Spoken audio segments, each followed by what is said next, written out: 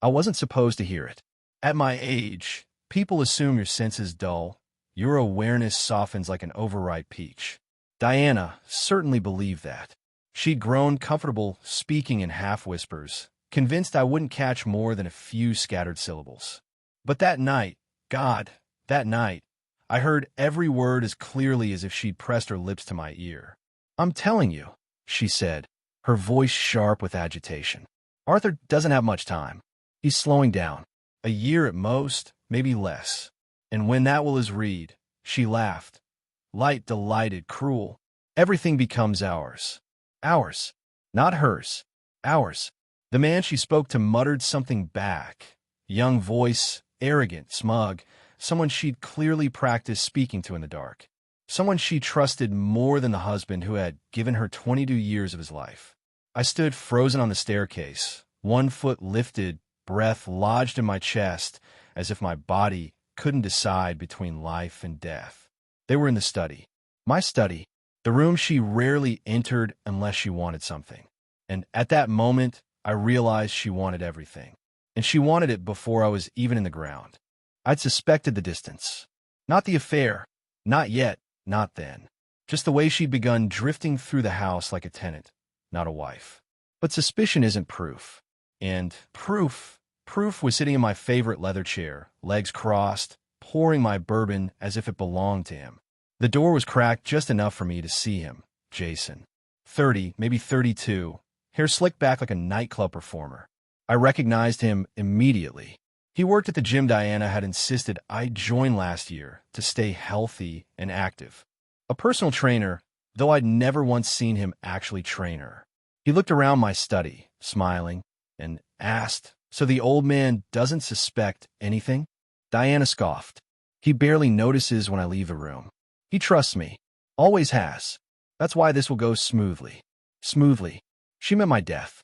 I pressed myself against the wall, feeling every year of my age in the shaking of my hands. I wanted to storm in, to throw him out by the collar, to shout, to rage, to demand answers. But something inside me, some long-dormant instinct, whispered, "Wait. Watch. Learn." So I did. And that was the night the quiet, gentle Arthur Caldwell they knew began to die. And someone colder, sharper, someone capable of precision began to take his place. I barely slept, not for lack of exhaustion. My body ached, my chest tightened, my breath came thin and shallow. But sleep required peace, and my world had just been ripped open. I lay in the dark while Diana slipped back into our bedroom, humming softly, as if betrayal were a tune she could whistle.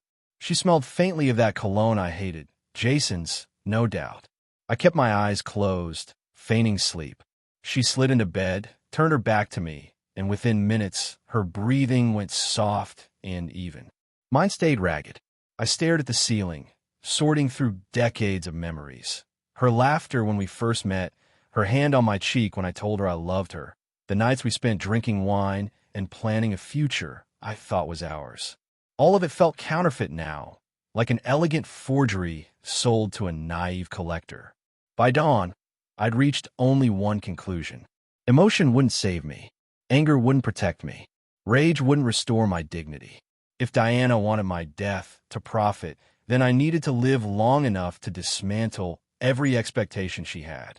I needed a plan, and it had to be perfect. Diana underestimated me. Most people did.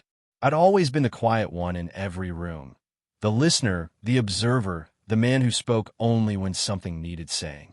She thought that made me harmless, perhaps even weak. But my entire career had been built on attention to detail. Engineering skyscrapers, bridges, structures that wouldn't collapse under pressure. I'd spent a lifetime ensuring stability, safety, precision. So the first thing I did was visit my doctor. Diana assumed the appointment was routine.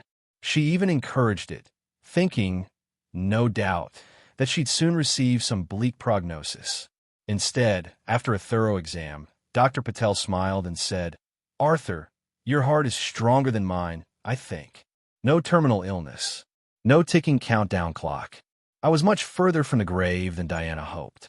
The second thing I did was call my attorney, a woman named Lorraine who handled my affairs quietly and competently, for nearly 15 years. I requested a private meeting in her office, the type Diana never bothered tracking.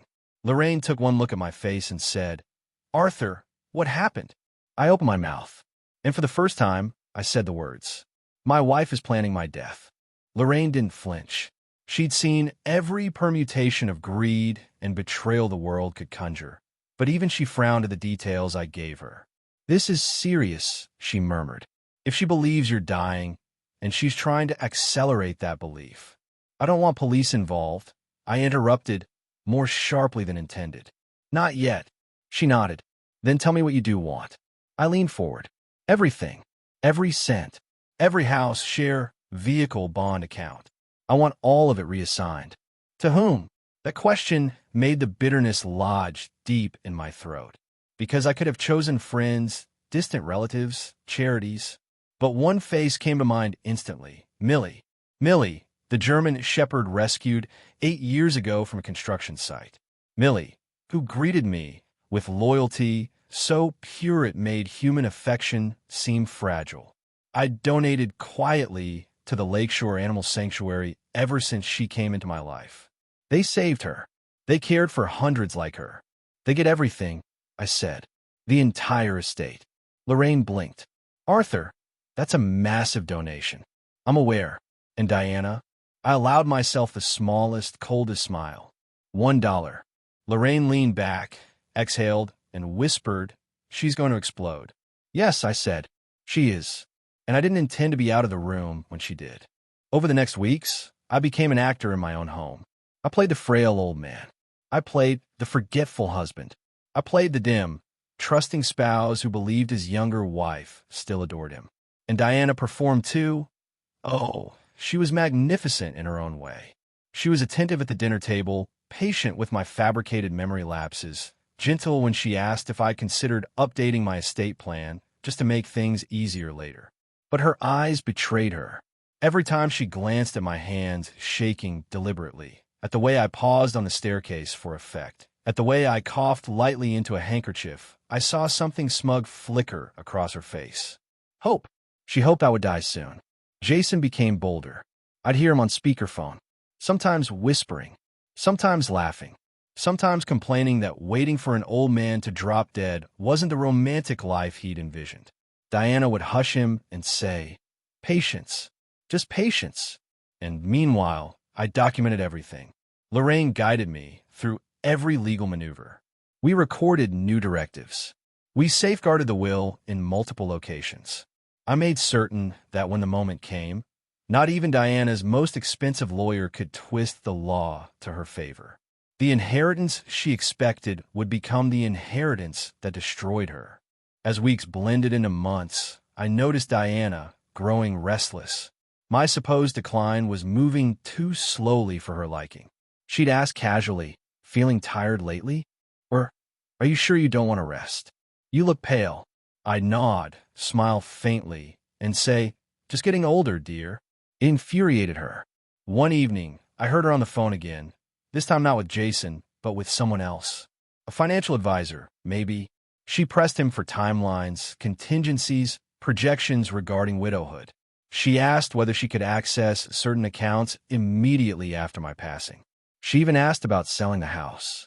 That was when my grief transformed into something else. Resolve. Steely, unbreakable resolve. If she had simply fallen out of love, I could have survived that. People change. Lives drift apart.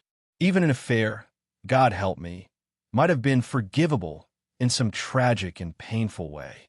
But planning her future around my coffin, calculating profit margins on my death, that was the moment any lingering softness in me evaporated. I wasn't setting a trap anymore. I was delivering justice. I visited the Lakeshore Animal Sanctuary alone one Tuesday morning. The staff greeted me warmly. Ms. Hale, the director, 2 volunteers I'd met before, and of course, Millie, who bounded toward me with such enthusiasm that she nearly knocked me off my feet. I knelt beside her, letting her lick my hands, her tail thumping with unapologetic joy. Animals don't calculate your lifespan. They don't stand to profit from your final breath. They love because they love. And that was reason enough for me to choose them. Miss Hale noticed my mood. Arthur, is everything all right? Not really, I said honestly. But this place reminds me of what still matters. She nodded gently. I didn't tell her about Diana. Not yet, but I did tell her something else. I'm updating my estate plan, I said, and I want Lakeshore to continue long after I'm gone. Her eyes widened. Arthur, are you sure? Yes. And for the first time in months, the word felt peaceful. We discussed plans, new enclosures, medical equipment, expanded rescue operations. She was overwhelmed, grateful, emotional, and I felt lighter than I had in weeks. Because I wasn't just taking something away from Diana. I was giving something profoundly good to the world. The day the new will was officially signed felt like a secret holiday. Lorraine oversaw every detail. She triple-checked clauses, notarized signatures, and filed duplicates with the county. Everything was airtight. Are you nervous? She asked as I signed the last page. No, I said truthfully. I'm relieved. She folded the papers neatly. Then you're ready. There's just one more question. What's that?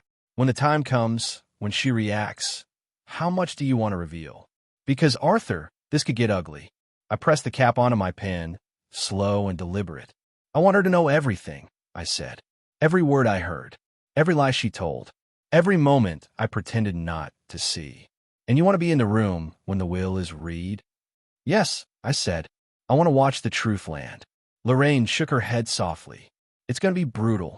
I know, and you're prepared for that. I met her eyes. I've been preparing for months. Diana suggested a weekend trip to the coast. The irony nearly buckled me. A change of scenery might be nice, she said sweetly. You've been so tired lately.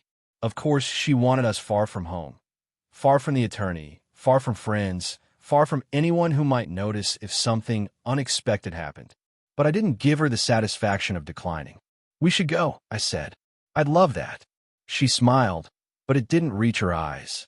At the resort, Jason mysteriously appeared. Coincidence, Diana claimed, though she didn't even bother pretending for long. They both thought I was half blind, half senile, and 3/4 dead already.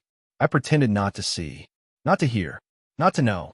And when they whispered on the balcony, plotting some accelerated timeline, I walked past the open door and said lightly, "Beautiful night, isn't it?" They froze like children caught stealing candy. The fear in their eyes was exquisite. They convinced themselves I hadn't heard anything, because the alternative that I had terrified them. Good. The trip rattled them more than it rattled me. Diana became jumpy in the days after. Jason called less often. Something in their dynamics shifted. They sensed instinctively that time wasn't working in their favor. That maybe I was stronger. Maybe I'd last longer. Maybe their imagined timeline was crumbling. One night, I faked a mild collapse. Nothing dramatic, just enough to send her scrambling, her mask slipping. She didn't ask if I was okay. She asked if she should call her lawyer. Her lawyer. Why? I whispered weakly. She hesitated too long. I want everything to be in order. For you, she added hastily. For me, I repeated, tasting the lie on my tongue. That moment sealed it. There was no part of her left to salvage. The will was done. The end game was approaching. All that remained was choosing the perfect moment to trigger the collapse. And that moment came sooner than she expected. Lorraine phoned one morning while Diana was out running errands. Her errands, I later learned, consisted of visiting Jason at his apartment. Arthur, Lorraine said, the revisions are fully processed. The documents are enforceable. Good. I've also scheduled the annual estate review for next week. I took the liberty of inviting Diana, as per tradition. A slow, icy smile spread across my face. She accepted? I asked. She did. Eagerly. Of course she did. She thought she'd finally hear the golden words confirming her future as a wealthy widow. Make sure the reading is formal, I said, as if it's a standard legal update. And afterward, I said, the truth can cut its way out. Lorraine exhaled. Arthur, are you absolutely sure you're ready to face her? I stared at my reflection in the window. Older, yes, but not broken, not defeated. Yes, I said, I'm ready. After we hung up, I poured a small glass of bourbon, the same brand Jason stole from my study. I raised the glass to the empty room. To the end of the performance, I murmured. The day arrived crisp and cold, the kind of autumn morning that smelled of endings. Diana dressed in muted elegance, a soft gray dress and pearl earrings, mourning attire for a death that hadn't occurred yet. She fussed over me in the car, touching my hand, checking my seatbelt. I endured it without blinking. Lorraine greeted us in her office, composed and professional. She motioned for us to sit at the long wooden table where countless families had faced their truths. "Thank you for coming," she said warmly. "As you know, this is our annual review of future directives." Diana clasped her hands, excitement flickering behind her false concern. Lorraine began reading. She spoke of assets, accounts, real estate, investments, foundations, everything Diana expected. And then, like a scalpel slicing into fragile skin, she said, "To my wife, Diana Caldwell, I leave the sum of $1. Silence. Absolute, suffocating silence. Then Diana laughed, one short, brittle burst. "Lorraine, is this some sort of joke?" "No," Lorraine said simply. "This is Mr. Caldwell's legally binding decision." "And the rest?" Diana demanded, color draining from her face. "The remaining estate, valued at approximately $93 million, will be left to the Lakeshore Animal Sanctuary." Her mouth fell open. Then she screamed. Diana surged to her feet so violently her chair scraped across the floor. "Arthur," she snapped, voice raw. "What is this? What have you done? This can't be real. Fix it. Fix it now." I folded my hands on the table, steady as a surgeon. "There's nothing to fix," I said quietly. This is insanity," she shouted. "I am your wife. Were you?" I asked. "Or was I just your investment?" Lorraine stepped back, letting the storm unfurl. Diana's voice cracked. "You can't leave me with nothing. You can't do this." Jason said. She froze. Jason said. She realized too late what she'd revealed. I leaned forward. "Go ahead. Finish the sentence." Her eyes darted wildly. "Arthur, please, you don't understand. I understand more than you think." She sank in her chair, trembling. $1, she whispered. "You humiliated me. You destroyed me." "No," I said. "You destroyed yourself." The room vibrated with the tension of everything unsaid. "You think I didn't know?" I asked softly. "About the calls? The trips? The gym trainer who spent more time in our home than you did?" Her lip quivered. "Arthur, I heard you, Diana. The night you told him I wouldn't last a year. The night you laughed about what would happen when the will was read." Her skin went gray. "You were supposed to love me," I said, and for the first time, my voice wavered. "You were supposed to be my partner. Instead, you measured my life in inheritance tables." Tears streamed down her face, but they were the wrong kind. Desperation, not remorse. "I can fix this," she whispered. "We can fix this. Just rewrite it. We'll start over." "No," I said. "We won't." Her sob turned sharp. "I gave you the best years of my life. And I gave you the rest of mine," I replied. She stood abruptly and pointed a shaking finger at me. "You think this is over? I'll fight this. I'll take you to court." "You'll lose," Lorraine said calmly. "The will is ironclad." Diana let out a guttural sound, half scream, half broken plea, and I felt nothing. Lorraine stepped out to give us privacy. Perhaps she shouldn't have. Diana's grief curdled into something darker. She leaned across the table, voice low and venomous. "You're a monster," she hissed. "A petty, vindictive old man." "No," I said. "I'm a man who finally saw the truth." "You'll die alone," she spat. "I've been alone for years," I replied. That landed. Hard. She staggered back, breath shaking. "Why them?" she demanded. "Why give everything to some filthy animals?" "Because," I said, "they would never celebrate my death." A gasp broke from her throat. "You took my future," she whispered. "No," I said coldly. "I took back my dignity." She sank to the floor, sobbing violently, clutching her hair. For a moment, watching her, I searched myself for pity. I found none. After a long, heavy silence, she whispered, "I wish you had died." I rose slowly. "That," I said, "is why you get $1. We drove home separately. Diana refused to ride with me, choosing instead to call a car. I didn't stop her. I didn't speak. I didn't look back. When I arrived home, the house felt different, lighter, somehow. The air less poisonous. Millie greeted me at the door, pressing her head into my thigh, grounding me. I walked through each room, seeing them with new clarity. This house had been a stage for lies. Now it was simply mine again. That night, Diana packed her things. She didn't say goodbye. I didn't go downstairs. I heard the door slam, the engine start, the tires screech. And then silence. Real silence. The kind that doesn't ache. Lorraine called later. "Are you all right?" she asked. "Yes," I said, surprising myself. For the first time in a long time. "She won't win any challenge," Lorraine assured me. "I know. You did the right thing, Arthur." I looked at Millie curled beside me. "Yes," I said. "I did." It's strange, the way life stabilizes after being torn apart. Months have passed since the will reading. Diana tried 3 separate attorneys. Each one told her the same thing. She didn't have a case, not legally, not morally. Eventually, she stopped trying. Jason vanished from her life. I heard through quiet channels that he'd moved on to someone else wealthier and younger. The sanctuary continues to grow. They've already expanded their medical wing. Millie has more friends to meet every time we visit.